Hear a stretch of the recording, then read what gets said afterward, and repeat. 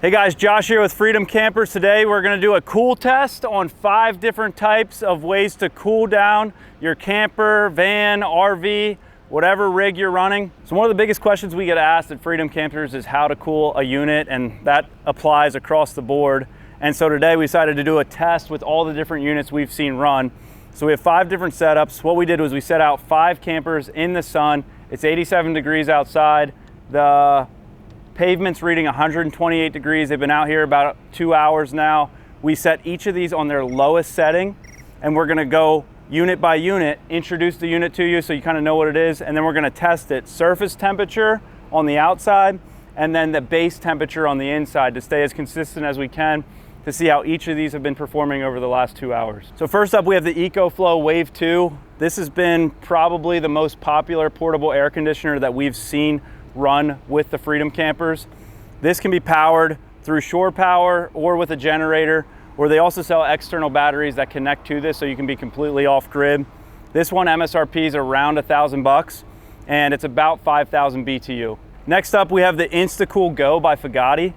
This is one that you can get online for around $700 to $800. It's lesser BTU than the EcoFlow, around 2,500 BTU. And it's obviously a smaller pipe as well. I want to say this is 3-inch, and I think the EcoFlow is 5 or 6 inches. So we have this ported in through the window vent on the Freedom Camper. Next up, we have the Audi Quip Pro. This is around a 10,000 BTU air conditioner. This is going to be our largest sized air conditioner in the test. It retails around $900, and they also have an option that's AC and heat. This is just the AC version. The cool part about this one is it runs off of 12 volt, so you can just get a sizable battery and it'll run right off the battery directly. Next up is going to be our most economical option. This isn't specifically an air conditioner. This is just a RV fan. This one specifically is an 11 by 11. You can find these for as affordable as $60 on Amazon, all the way up to $300, depending on what kind of features you want. I think this one was around $100 to $150. Obviously not an air conditioner, but we're just going to test it and see what kind of temperature regulation it does for the inside of the camper. Last part of the test is going to be this 7,000 BTU rooftop air conditioner. This is just an Amazon one that you can find for around $665. Again, this is a 12 volt AC, so it runs directly off of a battery. Just a little bit smaller, 3,000 BTU smaller than the black rooftop AC that we have on the other unit. Now we're going to go unit by unit and do a temperature test on the roof in the center and on the base in the center on the inside. First up, we have the EcoFlow on the roof. We're reading 152.4. Going on the inside, we're getting 73.5. Next up, we have the smaller portable AC, the Fagatti. So let's get this rooftop reading. We're getting 135.3. Going inside of this camper, 88.8. All right, next up we have the 10,000 BTU rooftop AC from Audi Quip Pro, coming up with 129.9. Going on the inside of the Audi Quip Pro, we are getting 55.7. Hopping up now on the fan test, we're getting 144.8 on the reading for the roof. Testing the inside of the fan,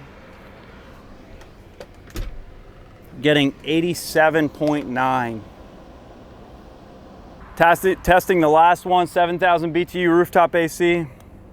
We're getting 141.8 on the reading. Heading on the inside of this one, we're getting 58.1. So after testing all of these different units, the winner is the Audi Quip Pro, which kind of makes sense. It's the largest unit, 10,000 BTU. Also one of the more expensive units, but around the same as the EcoFlow Wave 2.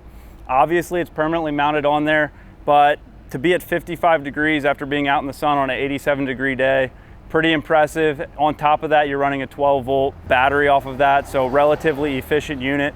Next up would be the 7,000 BTU rooftop AC. So in any scenario, the rooftop AC kind of takes the cake here as far as cooling goes. And then after that would be the EcoFlow Wave 2. which honestly performed well for being a portable AC, dropping the temperature about 20 degrees from the outside. Obviously, maybe on a 95 or 100 degree day, it might only be 80 in there, but relatively good performance from the EcoFlow Wave 2. And the fan, you know, to be expected, it's about the same temperature as the outside. This is obviously the most economical way to go, but you're pretty much only going to maintain that outside temperature when you're exhausting the air out of the unit through the windows. And then the obvious loser was this Fugatti InstaCool Go. In some ways, it feels kind of like a scam in that it is actually hotter on the inside of that camper than if we were just running the fan. And so we would not recommend that unit under any circumstance. Honestly, we didn't know what to expect, and it was really helpful to kind of do this ourselves to just kind of see how each performs. Each unit is kind of going to be specific to what your use case is. For some people, they aren't going to want to install the rooftop AC, and so an EcoFlow makes sense in your scenario. If you're only camping in cooler climates or in the fall or winter mostly, you may only need a fan. It should really go case by case for which is best for you.